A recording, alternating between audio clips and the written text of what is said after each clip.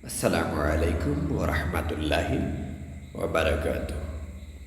প্রিয় ভাই বন্ধুগণ, আজ আমরা যুদ্ধ সম্পর্কে আলোচনা করব।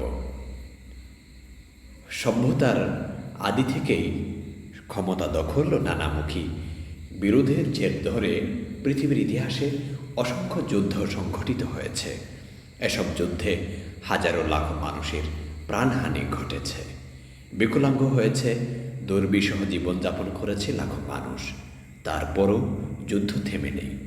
জাতিতে জাতিতে যুদ্ধ, গোত্রে গোত্রে যুদ্ধ, দেশে দেশে যুদ্ধ চলছেই। আজ ইসরায়েল ও ফিলিস্তিনের মধ্যে যে যুদ্ধ, সেটিও একটি জাতিতে জাতিতে যুদ্ধে পরিণত হয়েছে। সেটি মূলত ভূমিকে দখল করা নিয়ে যুদ্ধটি শুরু হয়। আজও সেই যুদ্ধ আমাদের কান্নার রোল বয়ে আনছে। এরকম বিশ্বে বড় ধরনের যুদ্ধের সূত্রপাত হয় খ্রিস্টপূর্ব 431 অব্দে স্পার্টা ও অ্যাথেন্সের মধ্যে সংঘটিত পেলোপনেসিয়ান যুদ্ধ চলে 431 খ্রিস্টপূর্বাব্দ থেকে 404 খ্রিস্টপূর্বাব্দ পর্যন্ত। আজ আমরা সেই সকল যুদ্ধের কয়েকটি চিত্র সম্পর্কে আলোচনা করব। যেমন বদরের যুদ্ধ। বদরের যুদ্ধ ইসলামের ইতিহাসে প্রথম বড় ধরনের সশস্ত্র যুদ্ধ। 624 খ্রিস্টাব্দের 13 মার্চ মক্কার বদর নামক স্থানে মুসলিম বাহিনী ও কুরাইশদের মধ্যে এই যুদ্ধ সংঘটিত হয়। এই যুদ্ধে মুসলমানদের পক্ষে ছিল 313 জন যোদ্ধা, 2টি ঘোড়া এবং 70টি উট। অপরদিকে কুরাইশদের পক্ষে ছিল 950 জন যোদ্ধা, 100 ঘোড়া এবং 170টি উট। এই যুদ্ধে 70 জন কাফের নিহত ও 70 জন বন্দী হয়। মুসলমানদের পক্ষে 14 জন শহীদ হন। মুসলমানরা এই যুদ্ধে জয়লাভ করেন। ক্রুসেড যুদ্ধ বা ধর্মযুদ্ধ। ক্রুসেড শব্দটি দ্বারা মূলত ধর্মীয় যুদ্ধ বোঝানো হয়, তবে কোনো রাজনৈতিক বা ধর্মীয় উদ্দেশ্যের ব্যাপারে জনগণ শক্ত ধারণা পোষণ করলে তাকেও ক্রুসেড নাম দেওয়া হয়ে থাকে। সাধারণভাবে বিশ্ব ইতিহাসে ক্রুসেড বলতে পবিত্র ভূমি অর্থাৎ জেরুজালেম এবং কনস্টান্টিনোপল এর অধিকার নেওয়ার জন্য ইউরোপের খ্রিস্টানদের সম্মিলিত শক্তি মুসলমানদের বিরুদ্ধে 1095 সাল থেকে 1291 সাল পর্যন্ত যে 8টি যুদ্ধ অভিযান পরিচালনা করা হয় সেগুলোকেই বোঝানো হয়েছে। 1095 সালে পোপ দ্বিতীয় আরবান দ্বৈত উদ্দেশ্যে এই ক্রুসেড শুরু করেন। ঐশ্বরিক শহর জেরুজালেমকে মুসলমানদের কাছ থেকে স্বাধীন করা এবং এই পবিত্র ভূমিতে পূর্বাঞ্চলীয় খ্রিস্টানদের মুসলমান শাসন থেকে মুক্ত করা। প্রথম ক্রুসেডটি 1099 সাল পর্যন্ত স্থায়ী ছিল। শতবর্ষের যুদ্ধ, 100 ইয়ার্স ওয়ার। ইংরেজ ও ফরাসিদের মধ্যে 1337 থেকে 1453 সাল পর্যন্ত এই যুদ্ধ চলে। ইংল্যান্ডের রাজা তৃতীয় এডওয়ার্ড ফ্রান্সের সিংহাসনের দাবি করলে এই যুদ্ধ শুরু হয়। অবশেষে বীরকন্যা জোয়ান অব আর্ক ফ্রান্সের সেনাপতির দায়িত্ব নিলে তার বীরত্বে ফ্রান্সের বিজয়ের মধ্য দিয়ে এই যুদ্ধের পরিসমাপ্তি ঘটে। ক্রিমিয়ার যুদ্ধ 1853 থেকে 1856 সাল পর্যন্ত ফ্রান্স, স্পানীয় সাম্রাজ্য, ইংল্যান্ড ও তুরস্কের যৌথ বাহিনীর সাথে রাশিয়ার এই যুদ্ধ সংঘটিত হয়। এই যুদ্ধটি রাশিয়াতে ইস্টার্ন ওয়ার এবং ব্রিটেনে রাশিয়ান ওয়ার নামে পরিচিত। এই যুদ্ধে যৌথ বাহিনীর পক্ষে 10 লক্ষ এবং রাশিয়ার পক্ষে 7,20,000 সৈন্য অংশগ্রহণ করে। এর মধ্যে যৌথ বাহিনীর 3 লক্ষ থেকে 3,75,000 সৈন্য এবং রাশিয়ার 1,30,000 থেকে 2,20,000 সৈন্য নিহত হয়। এই যুদ্ধে সবচেয়ে বেশি সৈন্য নিহত হয় উসমানী সাম্রাজ্যের। ধারণা করা হয় উসমানীয় সাম্রাজ্যের ৯৫,০০০ থেকে ১,৭৫,৩০০ সৈন্য নিহত হয়। রাশিয়ার পরাজয়ের মধ্য দিয়ে এ যুদ্ধের পরিসমাপ্তি ঘটে। কোরিয়ার যুদ্ধ ১৯৫০ থেকে ১৯৫৩ সালে এ যুদ্ধ সংঘটিত হয়। ১৯৪৫ সালে উত্তর কোরিয়ায় রুশ এবং দক্ষিণ কোরিয়ায় মার্কিন সৈন্যদল প্রবেশ করে ৩৮ অক্ষরেখা বরাবর কোরিয়াকে উত্তর ও দক্ষিণে বিভক্ত করে নেয়। ১৯৫০ সালে উত্তর কোরিয়া ও দক্ষিণ কোরিয়ার মধ্যে যুদ্ধ বাধে। এই যুদ্ধে উত্তর কোরিয়াকে সোভিয়েত ইউনিয়ন ও চীন এবং দক্ষিণ কোরিয়াকে যুক্তরাষ্ট্র সাহায্য সহযোগিতা প্রদান করে। ১৯৫৩ সালে জাতিসংঘের মধ্যস্থতায় যুদ্ধবিরতি চুক্তির মাধ্যমে কোরিয়া যুদ্ধের অবসান ঘটে। এই যুদ্ধে দক্ষিণ কোরিয়ার পক্ষে মোট ৯,৭২,২১৪ সৈনিক এবং উত্তর কোরিয়ার পক্ষে ১৬,৪২,৬০০ সৈনিক অংশগ্রহণ করে। তার মধ্যে দক্ষিণ কোরিয়ার ১,৭৮,৪২৬ জন সৈন্য নিহত এবং ৩২,৯২৫ জন সৈন্য নিখোঁজ এবং উত্তর কোরিয়ার প্রায় ৭,৫০,২৮২ জন নিহত হয়। এ যুদ্ধে প্রায় ২৫ লাখ জনসাধারণ হতাহত হয়। পানিপতের যুদ্ধ। পানিপত হল ভারতের দিল্লি থেকে ৬০ মাইল উত্তরে বর্তমান হরিয়ানা রাজ্যে অবস্থিত ছোট্ট একটি গ্রাম। ১৫২৬, ১৫৫৬ এবং ১৭৬১ সালে এই পানিপত গ্রামের সন্নিকটে ৩টি যুদ্ধ সংঘটিত হয়, আর এই ৩টি যুদ্ধই পানিপতের যুদ্ধ নামে পরিচিত। পানিপতের প্রথম যুদ্ধ। পানিপতের প্রথম যুদ্ধটি সংঘটিত হয় ১৫২৬ সালের ২১ এপ্রিল। এই যুদ্ধটি সংঘটিত হয় মুঘল সম্রাট বাবর ও দিল্লির সুলতান ইব্রাহিম লোদির মধ্যে। এই যুদ্ধের সূচনা করেন সম্রাট বাবর। এ যুদ্ধে গোলাবারুদ, আগ্নেয়াস্ত্র এবং কামানের ব্যবহার হয়েছিল। এ যুদ্ধে বাবর ১৫,০০০ সৈন্য এবং ১৪ থেকে ২০টি কামান নিয়ে ইব্রাহিম লোদির ৪০,০০০ সৈন্য এবং ১,০০০ হাতির মোকাবেলা করেন। ইব্রাহিম লোদির বিশাল বাহিনীর বিপক্ষে যুদ্ধে বাবর জয়লাভ করেন। এই যুদ্ধে ইব্রাহিম লোদি নিহত হন। পানিপতের দ্বিতীয় যুদ্ধ।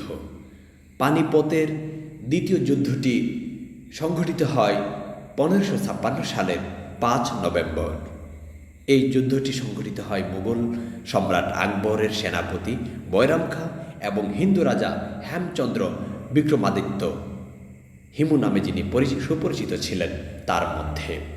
হিমু দিল্লি থেকে উত্তর ভারত শাসন করতেন। যুদ্ধের সময় সম্রাট আকবরের বয়স ছিল মাত্র ১৩ বছর, তাই তার অভিভাবক বৈরাম খাঁ তাকে যুদ্ধে অবতীর্ণ হতে দেননি। বৈরাম খাঁ অত্যন্ত সাহসিকতার সাথে এই যুদ্ধ পরিচালনা করেন এবং হিমুকে পরাজিত করেন। হিমুর পরাজয়ের মধ্য দিয়ে ভারতে হিন্দু রাজত্ব স্থাপনের আশা নির্মূল হয়ে যায়। পানিপতের তৃতীয় যুদ্ধ। পানিপতের তৃতীয় যুদ্ধটি সংঘটিত হয় ১৭৬১ সালের ১৪ জানুয়ারি। এই যুদ্ধটি সংঘটিত হয় আফগানিস্তানের রাজা আহমদ শাহ আবদানি এবং মারাঠাদের সাথে। এই যুদ্ধটিকে ১৮ শতাব্দীর বৃহত্তম যুদ্ধের একটি বলে গণ্য করা হয়।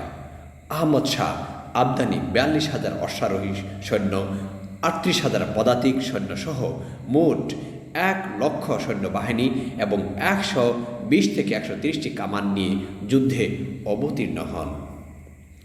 অপরদিকে মারাঠাদের ছিল ৪০,০০০ অশ্বারোহী সৈন্য এবং ১৫,০০০ পদাতিক সৈন্য সহ প্রায় ২০০টি কামান।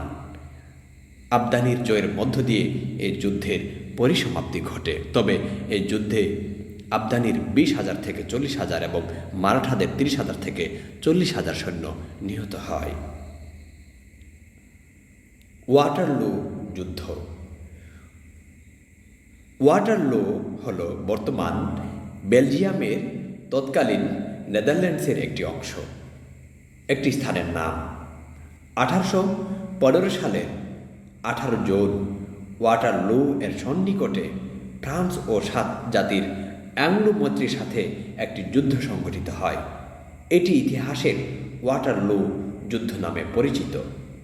7 জাতির অ্যাংলো মৈত্রীর পক্ষে ছিল যুক্তরাজ্য, নেদারল্যান্ডস, হ্যানোভার, নাসাউ, ব্রান্সউইক এবং প্রুসিয়া। যুদ্ধে ফ্রান্সের পক্ষে নেতৃত্ব দেন নেপোলিয়ন প্রথম এবং অ্যাংলো মৈত্রীর পক্ষে নেতৃত্ব দেন ডিউক অব ওয়েলিংটন এবং গেবহার্ড ভন ব্লোচার। ফ্রান্সের পক্ষে 72,000 সৈন্য এবং অ্যাংলো মৈত্রীর পক্ষে 1,18,000 সৈন্য যুদ্ধে অবতীর্ণ হয়। এ যুদ্ধে উভয় পক্ষে প্রায় 32,000 সৈন্য নিহত হয়। অ্যাংলো মৈত্রীর বিজয়ের মধ্য দিয়ে এই যুদ্ধের অবসান ঘটে।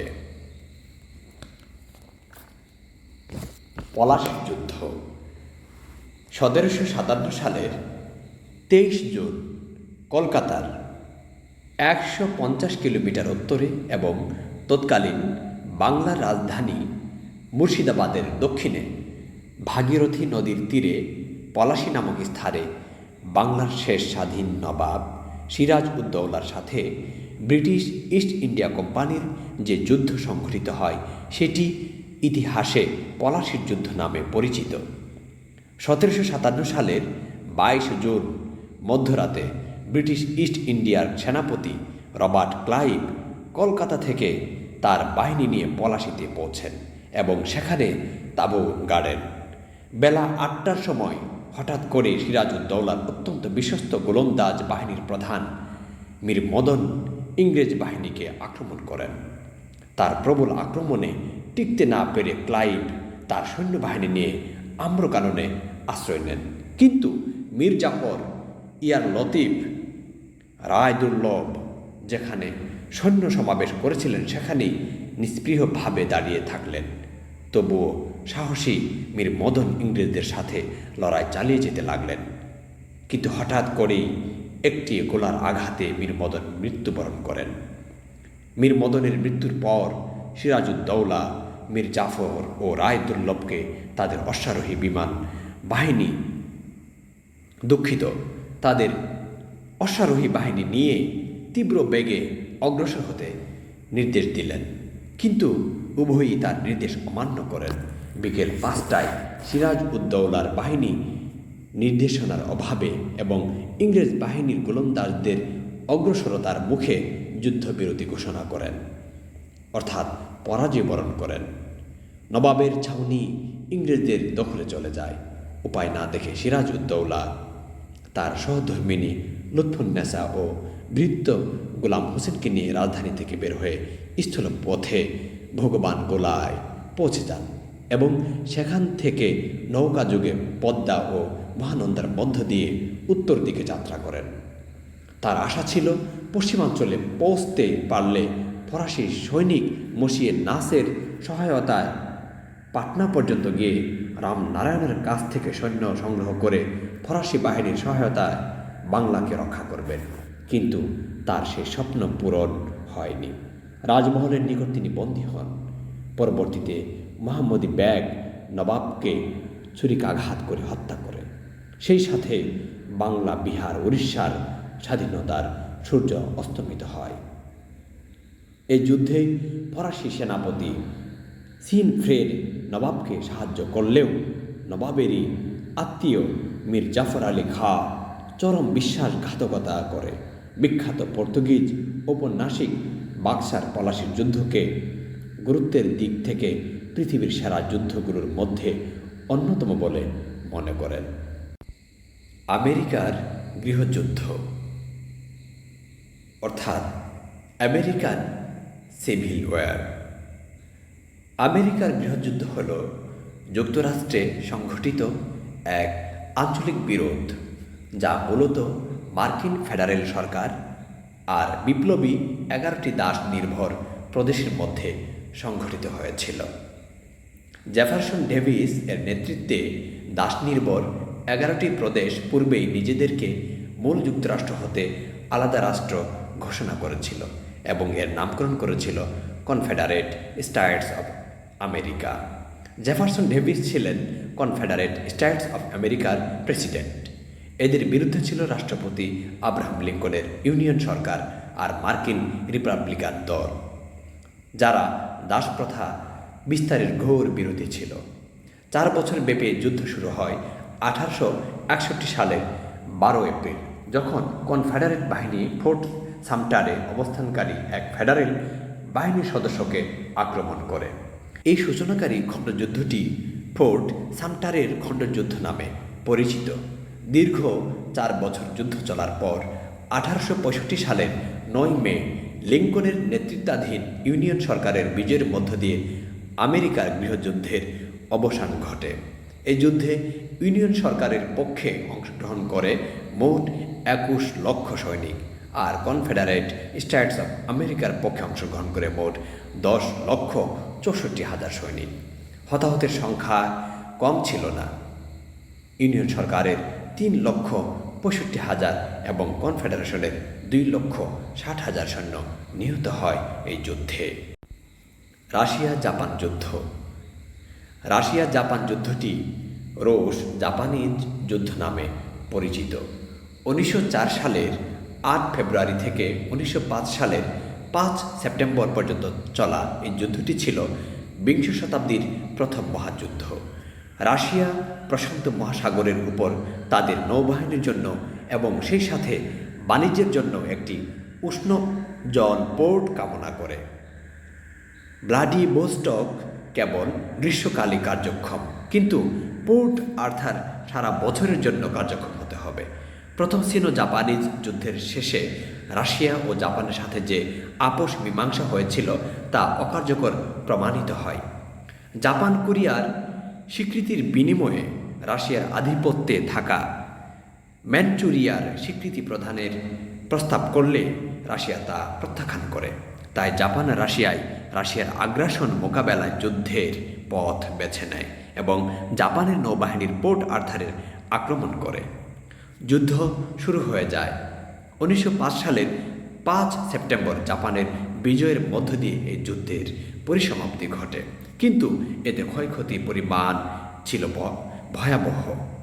যুদ্ধে জাপানের মোট 3 থেকে 5 লাখ এবং রাশিয়ার 5 থেকে 10 লাখ সেনা ও নৌ সদস্য অংশগ্রহণ করে।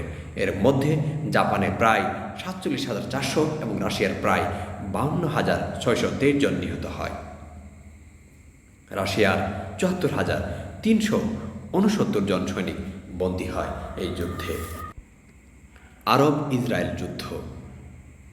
এ পর্যন্ত আরব ইসরায়েলের মধ্যে 4টি যুদ্ধ সংঘটিত হয়।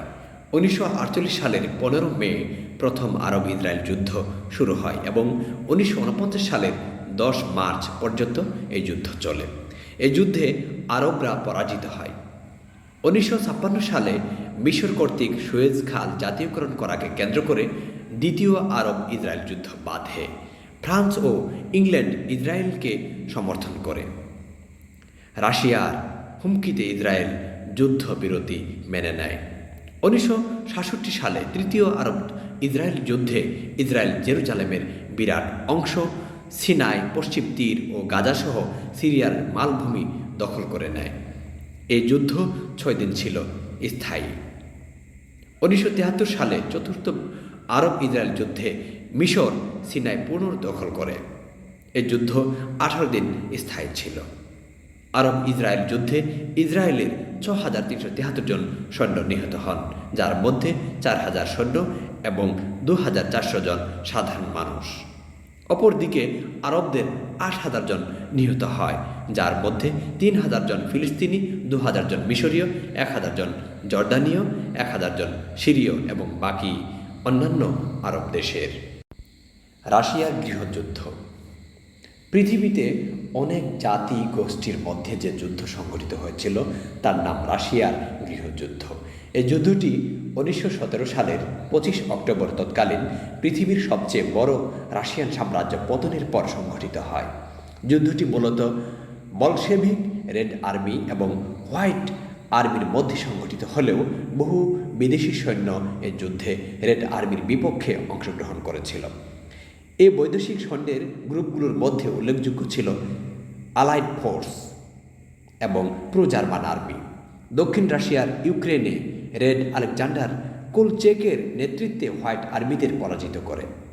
এছাড়াও 1919 সালে সাইবেরিয়াতে রেড আর্মিরা হোয়াইট আর্মিদের পরাজিত করে। তাছাড়াও এই অঞ্চলের বাইরে হোয়াইট আর্মিদের নেতৃত্বে থাকা পিউথর নিকোলাইভিচ রেনগেল ক্রিমাতে পরাজিত হন। পরবর্তীতে অনেক স্বাধীনতাকামী আন্দোলনকারী দল এই যুদ্ধে অংশগ্রহণ করে।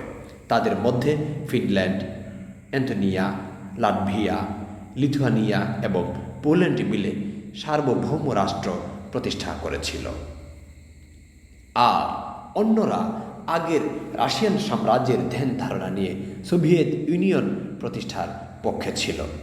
ভয়াবহতম এই যুদ্ধটি 1917 থেকে 1922 সাল পর্যন্ত চলছিল। এই যুদ্ধে আনুমানিক 27 লাখ মানুষের প্রাণহানি ঘটেছিল।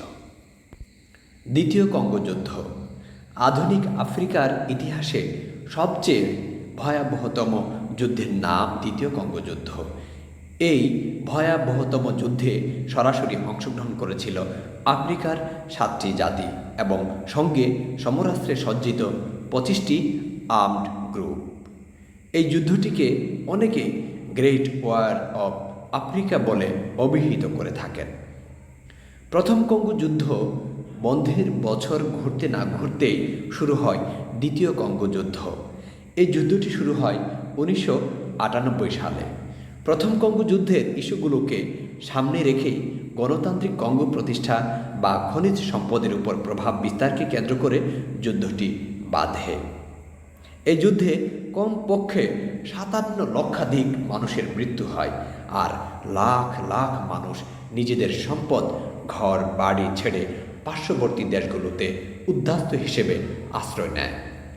অফিসিয়াল হিসাব মতে 2003 সালের 18 জুলাই জাতীয় ঐক্যের প্রতীক হিসেবে গণপ্রজাতন্ত্রী কঙ্গোর অন্তর্বর্তী সরকার প্রতিষ্ঠিত হলে এই যুদ্ধ থেমে যায়। দ্বিতীয় বিশ্বযুদ্ধের পরে পৃথিবীর সবচেয়ে ভয়াবহতম যুদ্ধ হিসেবে ইতিহাসবিদরা দ্বিতীয় কঙ্গো যুদ্ধকে মনে করেন। 1998 সাল থেকে 2001 সাল পর্যন্ত যুদ্ধে মারা যায় প্রায় 3,50,000 মানুষ। 1998 সাল থেকে এ পর্যন্ত মৃতের সংখ্যা 27 থেকে 57 লাখেরও বেশি বলে মনে করা হয়। শ্রীলঙ্কার গৃহযুদ্ধ 1983 সালের 23 জুলাই তামিলরা শ্রীলঙ্কার উত্তর এবং পূর্বে তামিল ইলাম নামে একটি স্বাধীন তামিল রাষ্ট্র প্রতিষ্ঠার জন্য শ্রীলঙ্কার সরকারের বিরুদ্ধে যুদ্ধ শুরু করে। দীর্ঘ 26 বছর ধরে তাদের সংগঠন LTTE liberation tigers of Tamil Eelam, সংক্ষেপে LTTE, যা তামিল টাইগার নামেও পরিচিত, এই শ্রীলঙ্কান সেনাবাহিনীর বিরুদ্ধে যুদ্ধ চালিয়ে যায়। অবশেষে 2009 সালের 18 মে তুমুল যুদ্ধে LTTE এর প্রতিষ্ঠাতা ভেলুপিল্লাই প্রভাকরের মৃত্যু হলে তাদের প্রতিরোধ একেবারে ভেঙে পড়ে। অবসান ঘটে শ্রীলঙ্কার গৃহযুদ্ধের। প্রায় 3 দশক ব্যাপী এই যুদ্ধে সব মিলিয়ে প্রায় 1 লাখ মানুষের মৃত্যু ঘটে। এ যুদ্ধে শ্রীলঙ্কার 23,227 জন সেনা সদস্যের মৃত্যু হয় এবং 60,000-এরও বেশি সৈন্য আহত হয়। শ্রীলঙ্কার সেনাবাহিনীকে সাহায্যকারী ভারতীয় শান্তিরক্ষী বাহিনীর 1,200 সদস্য নিহত হয়। অপরদিকে LTTE এর 27,000 সৈন্য নিহত হয় এবং 11,644 জন সৈন্য বন্দী হয়। ভিয়েতনাম যুদ্ধ দক্ষিণ পূর্ব এশিয়ায় সংঘটিত একটি দীর্ঘমেয়াদী যুদ্ধ। এটি দ্বিতীয় ইন্দো চীন যুদ্ধ নামেও পরিচিত। ভিয়েতনাম যুদ্ধ শুরু হয় 1955 সালের 1 নভেম্বর। যুদ্ধের এক পক্ষে ছিল উত্তর ভিয়েতনামের জনগণ এবং চীন ও অন্যান্য গণসাম্যবাদী জোট, আর অপর পক্ষে ছিল দক্ষিণ ভিয়েতনাম এবং যুক্তরাষ্ট্র ও অন্যান্য গণসাম্যবাদী বিরোধী জোট।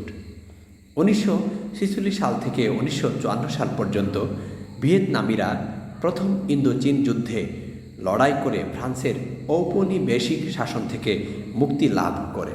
এই যুদ্ধ শেষে ভিয়েতনামকে সাময়িকভাবে উত্তর ভিয়েতনাম ও দক্ষিণ ভিয়েতনাম এই দুই ভাগে ভাগ করে দেওয়া হয়।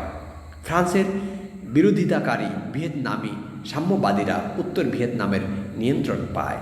অন্যদিকে সাম্যবাদী বিরোধী ভিয়েতনামিরা দক্ষিণ ভিয়েতনামে শাসন প্রতিষ্ঠা করে। উত্তর ভিয়েতনামের সাম্যবাদীরা একটি একত্রিত সাম্যবাদী ভিয়েতনাম গঠনের প্রচেষ্টা চালাচ্ছিল। মার্কিন নীতি নির্ধারকরা মনে করছিল, যদি সমগ্র ভিয়েতনাম সাম্যবাদী শাসনের অধীনে চলে আসে তাহলে ডোমিনো তত্ত্ব অনুসারে দক্ষিণ পূর্ব এশিয়ার সর্বত্র সাম্যবাদ ছড়িয়ে পড়বে। ফলে যুক্তরাষ্ট্র দক্ষিণ ভিয়েতনামে সাম্যবাদ বিরোধী সরকার প্রতিষ্ঠায় সহায়তা করে। কিন্তু এই সরকারের নিপীড়নমূলক আচরণের প্রতিবাদে দক্ষিণ ভিয়েতনামে আন্দোলন শুরু হয় এবং 1960 সালে দক্ষিণ ভিয়েতনাম সরকারকে উৎখাতের লক্ষ্যে ন্যাশনাল লিবারেশন ফ্রন্ট গঠন করা হয়। এ সময় ভিয়েতনাম যুদ্ধে যুক্তরাষ্ট্র সরাসরি জড়িয়ে পড়ে। তখন এটি আমেরিকান যুদ্ধ নামে পরিচিতি লাভ করে। 1969 থেকে 1973 সালের মধ্যবর্তী সময়ে প্যারিসে শান্তি চুক্তির লক্ষ্যে প্রকাশ্যে কিংবা গোপনে বেশ কিছু বৈঠক অনুষ্ঠিত হয়। ভিয়েতনামের পক্ষ থেকে জুনায়েদ থুই, লি ডাক থু এবং যুক্তরাষ্ট্রের প্রতিরক্ষা মন্ত্রী হেনরি কিসিঞ্জার 1970 সালের ফেব্রুয়ারিতে শান্তি চুক্তির ব্যাপারে গোপনে আলাপ আলোচনা চালিয়ে যাচ্ছিলেন। 1973 সালের 23 জানুয়ারি প্যারিসে শান্তি চুক্তি স্বাক্ষরিত হয়। চুক্তিতে 80 দিনের মধ্যে মার্কিন যুদ্ধবন্দীদের মুক্তি দেয়া, যুদ্ধবিরতি, দক্ষিণ ভিয়েতনামে সাধারণ নির্বাচন, দক্ষিণ ভিয়েতনামে মার্কিন সহায়তা অব্যাহত রাখা এবং উত্তর ভিয়েতনামের সেনাদের দক্ষিণ ভিয়েতনামে অবস্থান অন্তর্ভুক্ত ছিল। 23 জানুয়ারি শান্তি চুক্তি স্বাক্ষরিত হলেও সময়ের প্রয়োজনে আলাপ আলোচনা অব্যাহত থাকে, কিন্তু অঞ্চলে তখনও যুদ্ধ চলছিল। 29 মার্চের মধ্যে যুক্তরাষ্ট্র তার সেনা প্রত্যাহার করে। উত্তর ভিয়েতনামে বোমা বর্ষণ হতে থাকে। উভয় পক্ষই যুদ্ধবিরতি লঙ্ঘন করে। 1973 সালের মে ও জুন মাসে কিসিঞ্জার এবং থু শান্তি চুক্তির উত্তরণের প্রচেষ্টা চালাতে থাকেন। 1973 সালের 13 জুন যুক্তরাষ্ট্র এবং উত্তর ভিয়েতনাম যৌথভাবে প্যারিস চুক্তির পূর্ণাঙ্গ বাস্তবায়নের লক্ষ্যে স্বাক্ষর করে। দীর্ঘমেয়াদী এই যুদ্ধে যুক্তরাষ্ট্রের পরাজয় ঘটে। 1975 সালের 30 এপ্রিল ভিয়েতনাম যুদ্ধের অবসান ঘটে এবং সাম্যবাদী শাসনের অধীনে দুই ভিয়েতনাম একত্রিত হয়। 1976 সালে এটি সরকারিভাবে ভিয়েতনাম সমাজতান্ত্রিক প্রজাতন্ত্র নাম ধারণ করে। ভিয়েতনাম যুদ্ধে অংশগ্রহণকারী দেশসমূহ। ভিয়েতনাম যুদ্ধে দক্ষিণ ভিয়েতনামের পক্ষে যুদ্ধে অংশগ্রহণ করে যুক্তরাষ্ট্র, দক্ষিণ কোরিয়া, অস্ট্রেলিয়া, নিউজিল্যান্ড, থাইল্যান্ড, খামের প্রজাতন্ত্র এবং লাওস। সরাসরি যুদ্ধে অংশগ্রহণ না করলেও ফিলিপাইন্স, স্পেন এবং তাইওয়ান দক্ষিণ ভিয়েতনামকে সমর্থন করে। অপরদিকে উত্তর ভিয়েতনামের পক্ষে যুদ্ধে অংশগ্রহণ করে সোভিয়েত ইউনিয়ন, বর্তমান রাশিয়া, চীন, উত্তর কোরিয়া, চেকোস্লোভাকিয়া, বুলগেরিয়া ও বার্মা। কিউবা যুদ্ধে না জড়ালেও উত্তর ভিয়েতনামকে সমর্থন করে। ভিয়েতনাম যুদ্ধে অংশগ্রহণকারী সৈন্য নিহতের সংখ্যা দক্ষিণ ভিয়েতনামের পক্ষে মোট 18,30,000 সৈন্য যুদ্ধে অংশগ্রহণ করে। তার মধ্যে যুক্তরাষ্ট্রের সৈন্য সংখ্যা ছিল 5,36,100 জন। উত্তর ভিয়েতনামের পক্ষে মোট 4,61,000 সৈন্য যুদ্ধে অংশগ্রহণ করে। যুদ্ধে দক্ষিণ ভিয়েতনামে প্রায় 1,95,000 থেকে 4,30,000 জনসাধারণ এবং 1,71,371 থেকে 2,20,357 জন সৈন্য নিহত হয়। উত্তর ভিয়েতনামে প্রায় 50,000 থেকে 65,000 জনসাধারণ এবং 4 লক্ষ থেকে 11 লক্ষ সৈন্য নিহত হয়। ভিয়েতনাম যুদ্ধে যুক্তরাষ্ট্রের 58,220 জন সৈন্য নিহত এবং 3,03,644 জন সৈন্য আহত হয়। ভিয়েতনাম যুদ্ধে মোট নিহতের সংখ্যা প্রায় 18,81,056 জন। চীন জাপান যুদ্ধ। চীন জাপানের দুটি যুদ্ধ সিনো জাপানিজ যুদ্ধ নামে পরিচিত। কোরিয়ার উপর নিয়ন্ত্রণের কারণে প্রথম সিনো জাপানিজ যুদ্ধটি সংঘটিত হয় 1894 থেকে 95 সালে। 1894 সালের 1 আগস্ট যুদ্ধ শুরু হয় এবং 1895 সালের 17 এপ্রিল জাপানের জয়ের মধ্য দিয়ে যুদ্ধের পরিসমাপ্তি ঘটে। এই যুদ্ধে চীনের সেনা ও নৌবাহিনীর মোট 6,30,000 সদস্য এবং জাপানের সেনা ও নৌবাহিনীর মোট 2,40,616 জন সদস্য অংশগ্রহণ করে। এর মধ্যে চীনের 35,000 সৈন্য এবং জাপানের 17,069 জন সৈন্য হতাহত হয়। দ্বিতীয় সিনো জাপানিজ যুদ্ধের সূত্র লুকিয়ে আছে প্রথম সিনো জাপানিজ যুদ্ধের মধ্যেই। প্রথম সিনো জাপানিজ যুদ্ধে চীন জাপানের কাছে পরাজিত হয়। চীনের কুইং বংশের পতনের পর চীনে অনেক সামন্ত রাজার উত্থান ঘটে এবং বিশৃঙ্খলা ছড়িয়ে পড়ে। অন্যদিকে জাপান সাম্রাজ্য আধুনিক ও শক্তিশালী হতে থাকে। চীনের বিভিন্ন এলাকায় জাপান তার প্রভাব বলয় সৃষ্টি করতে থাকে। 1932 সালে জাপান উত্তর চীনের মাঞ্চুরিয়া প্রদেশ দখল করে এবং সেখানে পুতুল রাষ্ট্র মাঞ্চুকিউ স্থাপন করে। 1937 সালের 7 জুলাই জাপান মার্কো পোলো ব্রিজের নাটক সাজিয়ে চীনের সাথে পুরোদমে যুদ্ধ বাঁধিয়ে দেয়। প্রথমে দ্রুত গতিতে অগ্রসর হতে থাকলেও জাপানিরা সাংহাইতে এসে বাধার সম্মুখীন হয়। ডিসেম্বরে সাংহাইয়ের পতন ঘটে। পরবর্তীতে রাজধানী নানকিং পতন ঘটলে চীনারা চুংকিংয়ে রাজধানী স্থানান্তরিত করে। 1941 সালের 7 ডিসেম্বর পার্ল হারবার আক্রমণের মাধ্যমে জাপান বিশ্বযুদ্ধে জড়িয়ে পড়ে। চীনও আনুষ্ঠানিকভাবে জাপানের সাথে যুদ্ধ ঘোষণা করে। সমন্বিত চীনা বাহিনী বার্মা এলাকায় যুদ্ধে অংশ নেয়।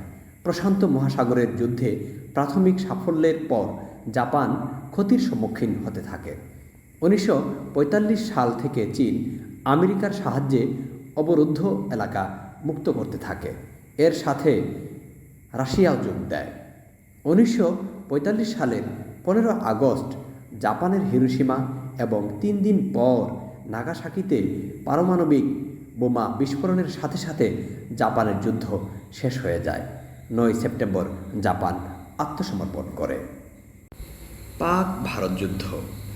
1965 সালের 23 আগস্ট কাশ্মীর নিয়ে পাকিস্তান ও ভারতের মধ্যে যুদ্ধ শুরু হয়। এটি দ্বিতীয় কাশ্মীর যুদ্ধ নামে পরিচিত। পাকিস্তান অপারেশন জিব্রাল্টার নামে যুদ্ধ শুরু করে। 1965 সালের সেপ্টেম্বরে জাতিসংঘের মধ্যস্থতার তাশখন্দ চুক্তির মাধ্যমে এই যুদ্ধের অবসান ঘটে। মাত্র 5 সপ্তাহের এই যুদ্ধে উভয় দেশের কয়েক হাজার মানুষের প্রাণহানি ঘটে। 1971 সালে ভারত ও পাকিস্তানের মধ্যে আরেকটি যুদ্ধ সংঘটিত হয়। ভারতীয় ও আন্তর্জাতিক সূত্র অনুযায়ী 1971 সালের 3 December Pakistan operation Genghis Khan নামে 11টি ভারতীয় এয়ারবেসে আচমকা হানা দিলে যুদ্ধের সূত্রপাত ঘটে। মাত্র 13 দিনের এই যুদ্ধটি ইতিহাসের সর্বাপেক্ষা স্বল্প সময়ের যুদ্ধগুলোর একটি বলে পরিগণিত হয়।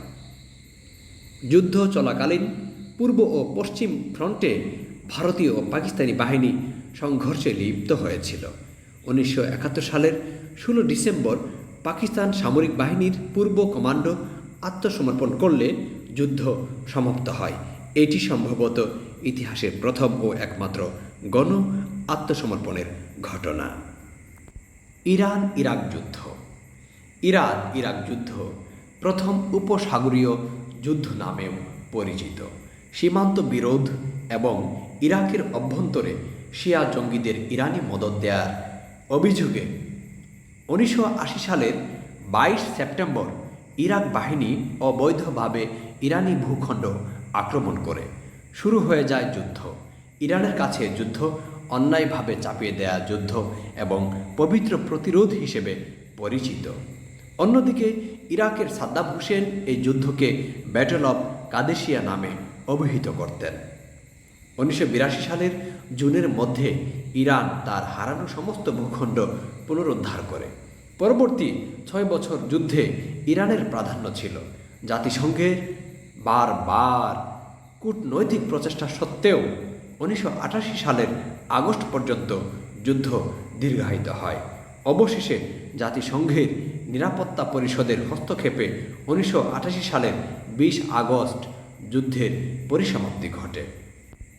ইরান ইরাক যুদ্ধই ইতিহাসের একমাত্র যুদ্ধ যেখানে দুই পক্ষই একে অন্যের বিরুদ্ধে ব্যালিস্টিক ক্ষেপণাস্ত্র ব্যবহার করে। ইরান ইরাক যুদ্ধের আগে অন্য কোনো যুদ্ধে সরাসরি হেলিকপ্টার যুদ্ধের ইতিহাস নেই। হেলিকপ্টার যুদ্ধে ইরান ইরাকের সাফল্যের অনুপাত ছিল 10:1। ইরান ইরাক যুদ্ধে ইরানের 3 থেকে 9 লাখ সৈন্য এবং মিলিশিয়া নিহত হয়।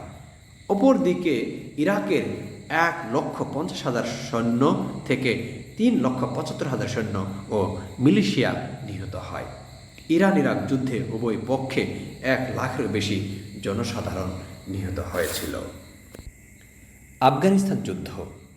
1979 সালের 24 ডিসেম্বর আফগানিস্তানে সোভিয়েত ইউনিয়নপন্থী সরকারের বিরুদ্ধে বিদ্রোহের সূত্রপাত ঘটলে সোভিয়েত ইউনিয়ন তাদের প্রতিহত করতে সেখানে সেনাবাহিনী পাঠায়।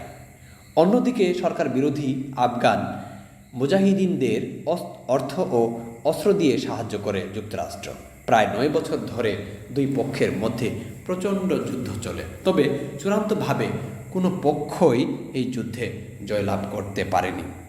শেষ পর্যন্ত 1979 সালের 15 ফেব্রুয়ারি সোভিয়েত ইউনিয়ন আফগানিস্তান থেকে তাদের সমস্ত সৈন্য প্রত্যাহার করে নেয়। এই যুদ্ধে আফগান সরকারের পক্ষে সোভিয়েত ইউনিয়নের 1,15,000 সৈন্য এবং আফগানিস্তানের 55,000 সৈন্য আর মুজাহিদিনদের পক্ষে প্রায় 2,50,000 সৈন্য অংশ নেয়। এতে সোভিয়েত ইউনিয়নের মোট 14,453 জন সৈন্য এবং মুজাহিদিনদের 75,000 থেকে 90,000 সৈন্য নিহত হয়। কিন্তু তাতে আফগান সমস্যার সমাধান হয়নি। 1996 সালে আফগানিস্তানের তালিবান নামে পরিচিত উগ্রপন্থীরা সে দেশের ক্ষমতা দখল করে নেয়। এরা পশ্চিমা দেশগুলোর বিপক্ষে জিহাদ ঘোষণা করে। এদিকে 2001 সালের 11 সেপ্টেম্বর সন্দেহভাজন জঙ্গিরা 2টি বিমান হাইজ্যাক করে যুক্তরাষ্ট্রের নিউ ইয়র্কের ওয়ার্ল্ড ট্রেড সেন্টারের টুইন টাওয়ারে হামলা চালালে ভবনটি সম্পূর্ণরূপে ধ্বংস হয়ে যায়। এতে বিমানের সব আরোহী সহ টুইন টাওয়ারের প্রায় 3,000 মানুষের প্রাণহানি ঘটে। বছরের নবম মাস অর্থাৎ সেপ্টেম্বরের 11 তারিখে ঘটনাটি ঘটেছিল বলে দেশটিকে ওই দিন 9/11 বলে আখ্যায়িত করা হয়। 9/11 ঘটনার জন্য আল কায়দাকে দায়ী করে 2001 সালের 7 অক্টোবর যুক্তরাষ্ট্র ও তার মিত্র আরও কয়েকটি দেশ আল কায়দা ও তালিবানদের বিরুদ্ধে যুদ্ধ শুরু করে। 7 ডিসেম্বর তালিবানদের পতন ঘটে এবং সেখানে হামিদ কারজাইয়ের নেতৃত্বে পশ্চিমা দেশগুলোর সমর্থনে একটি সরকার গঠিত হয়। এই যুদ্ধে যুক্তরাষ্ট্র তার মিত্র দেশের প্রায় 15,000 সৈন্য নিহত হয়। অপরদিকে তালিবান ও আল কায়দার কত সৈন্য নিহত হয় তা এখন পর্যন্ত জানা যায়নি। বিন লাদেন হত্যা। 2001 সালের 11 সেপ্টেম্বর যুক্তরাষ্ট্রের টুইন টাওয়ারে বিমান হামলার জন্য ওসামা বিন লাদেনকে দায়ী করে শীর্ষ সন্ত্রাসী হিসেবে চিহ্নিত করে যুক্তরাষ্ট্র। তার মাথার মূল্য ঘোষণা করা হয় $5 কোটি। 2011 সালের 2 মে যুক্তরাষ্ট্রের প্রেসিডেন্ট বারাক ওবামা টেলিভিশনে এক বিশেষ ঘোষণায় বলেন, যুক্তরাষ্ট্রের দীর্ঘদিনের মাথা ব্যথার কারণ ওসামা বিন লাদেনকে খুঁজে পাওয়া গেছে এবং তিনি নিহত হয়েছেন। অত্যন্ত গোপনীয়তার মধ্য দিয়ে পাকিস্তানের রাজধানী ইসলামাবাদের নিকটবর্তী অ্যাবোটাবাদে এক প্রাচীর ঘেরা বাড়িতে মার্কিন কমান্ডো বাহিনীর সবচেয়ে দক্ষ বিশেষায়িত ইউনিট নেভি সিল এক অভিযানে নিহত হন ওসামা বিন লাদেন। এর মধ্য দিয়ে শেষ হয়ে যায় লাদেন অধ্যায়, আর নেভি সিল পেয়ে যান বিশ্ববিখ্যাত খ্যাতি। উপসাগরীয় যুদ্ধ। পারস্য উপসাগরীয় যুদ্ধের সূচনা হয় 2 আগস্ট 1990 সালে। 1991 সালের 25 ফেব্রুয়ারি এর আনুষ্ঠানিক সমাপ্তি ঘটে। অপারেশন ডেজার্ট স্টর্ম নামে সমধিক পরিচিত এই যুদ্ধ সংঘটিত হয় ইরাক এবং 34টি দেশের জাতিসংঘ অনুমোদিত যৌথ বাহিনীর মধ্যে। 1990 সালের 2 আগস্ট ইরাক কুয়েত দখল করে তার 19তম রাজ্য হিসেবে ঘোষণা করে। ফলশ্রুতিতে 1991 সালে বহুজাতিক বাহিনী ইরাকের উপর হামলা চালায় এবং 25 ফেব্রুয়ারি কুয়েত ইরাক থেকে দখলমুক্ত হয়। ইরাক জাতিসংঘের সকল শর্ত মেনে নিয়ে কুয়েত থেকে সৈন্য প্রত্যাহার করে এবং এর মধ্য দিয়ে যুদ্ধের অবসান ঘটে। 1991 সালের 15 মার্চ কুয়েতের আমির 8 মাসের নির্বাসিত জীবনের পর দেশে ফেরত আসেন। ইরাক কুয়েত যুদ্ধে প্রায় 1000 কুয়েতে মানুষ নিহত হয় এবং প্রায় 3 লাখ ঘরবাড়ি বিধ্বস্ত হয়। 9/11 ঘটনার পর যুক্তরাষ্ট্র অভিযোগ করে যে ইরাকের কাছে ব্যাপক ধ্বংসকারী অস্ত্র সঞ্চিত আছে, যা বিশ্বের জন্য বিরাট হুমকির সম্মুখীন হয়ে উঠতে পারে। এই অজুহাতে ইঙ্গো মার্কিন বাহিনী সাদ্দাম হোসেনকে উৎখাত করতে 2003 সালের 20 মার্চ ইরাকে আক্রমণ চালায়। প্রাথমিকভাবে প্রতিরোধ গড়ে তুললেও অচিরেই ইরাক বাহিনী পরাজিত হয় এবং সাদ্দাম হোসেনকে বন্দী করে বিচারের কাঠগড়ায় দাঁড় করানো হয়। বিচারে তার মৃত্যুদণ্ড দেওয়া হয় এবং 2006 সালের 30 ডিসেম্বর ঈদুল আজহার দিনের প্রথম প্রহরে সাদ্দাম হোসেনকে ফাঁসিতে ঝুলিয়ে মৃত্যুদণ্ড কার্যকর করা হয়। তবে যে বিধ্বংসী অস্ত্রের অজুহাতে ইরাকে আক্রমণ চালানো হয়েছিল তার কোনো সন্ধান আজও পর্যন্ত পাওয়া যায়নি। প্রথম বিশ্বযুদ্ধ শুরু হয় 1914 সালের 28 জুলাই এবং শেষ হয় 1918 সালের 11 নভেম্বর। 1939 সালে দ্বিতীয় বিশ্বযুদ্ধ শুরু হওয়ার আগ পর্যন্ত এই যুদ্ধকে বিশ্বযুদ্ধ বা মহাযুদ্ধ বলা হতো।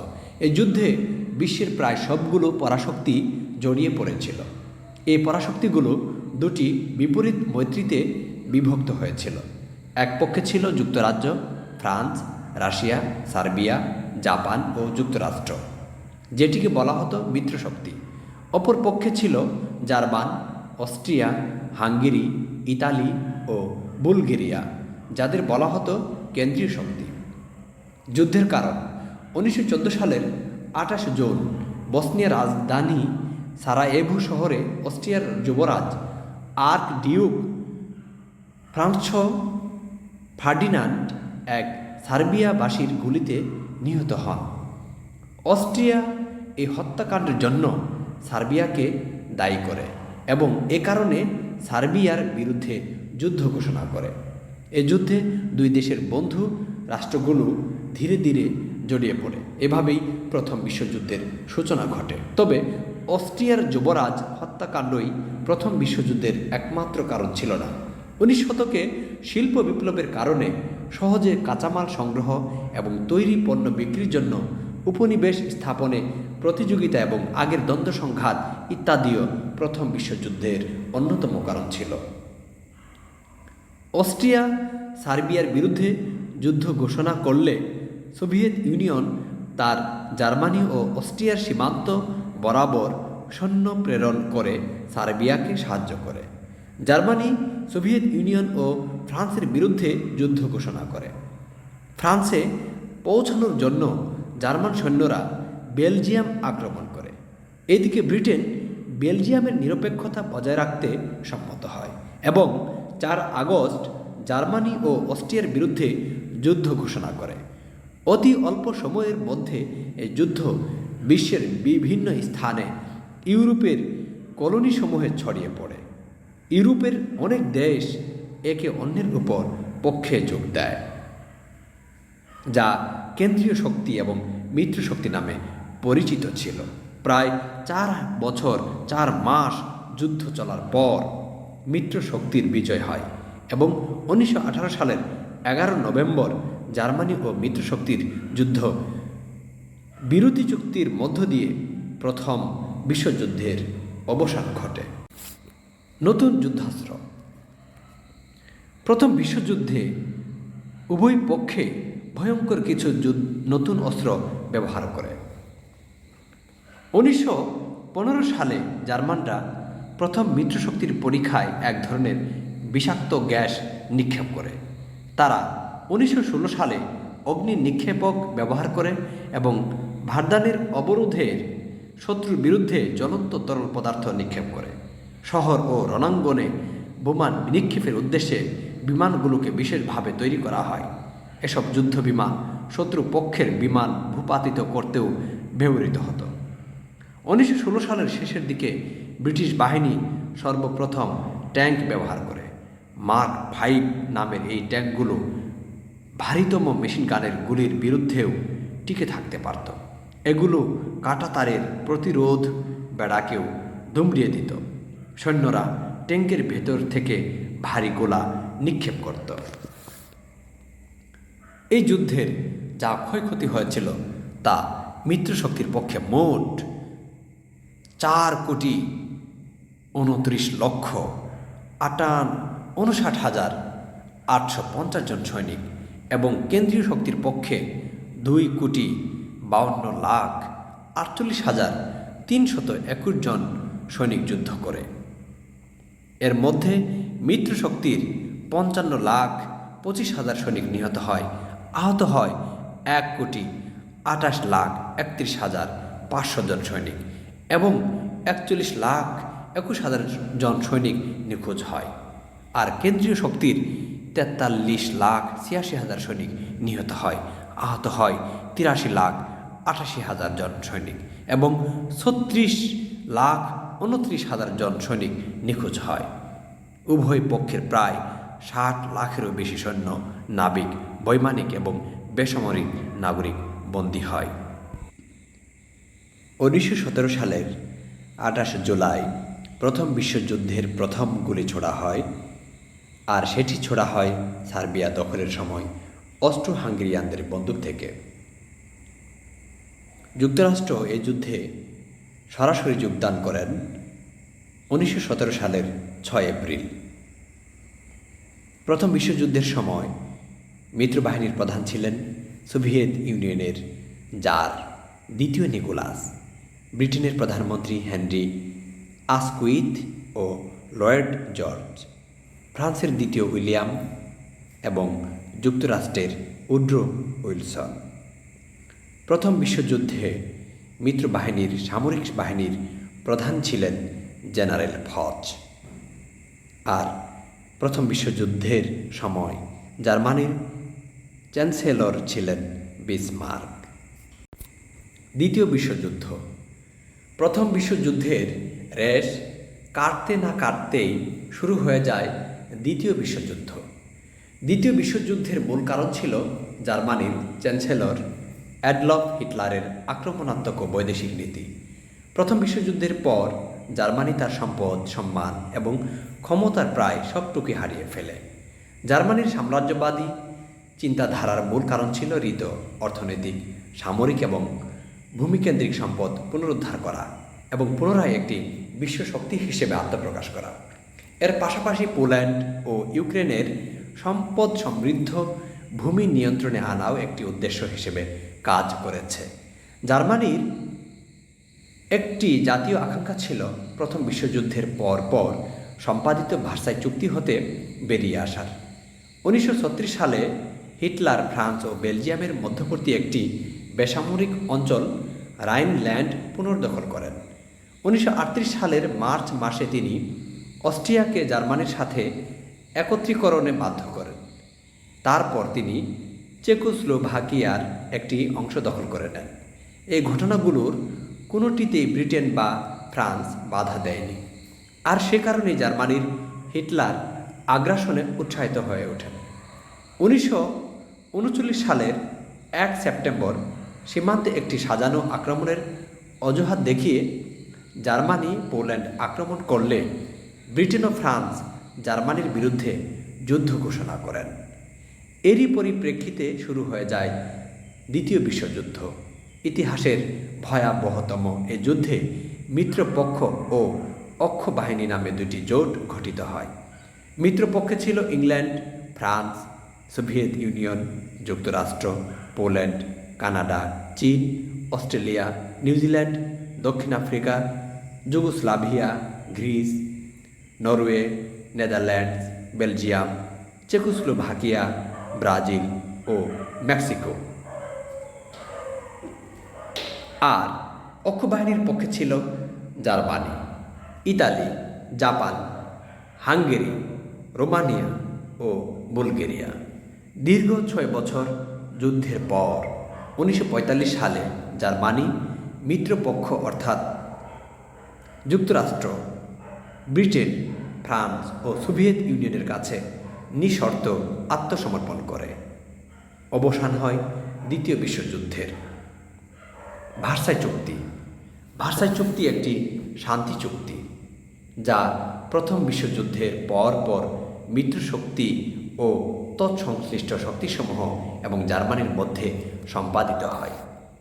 ফ্রান্সের ভার্সাই নগরীর ভার্সাই প্রাসাদে 1919 সালের 28 জুন এই চুক্তি সম্পাদিত হয় এবং 1920 সালের 10 জানুয়ারি থেকে তা কার্যকর হয়।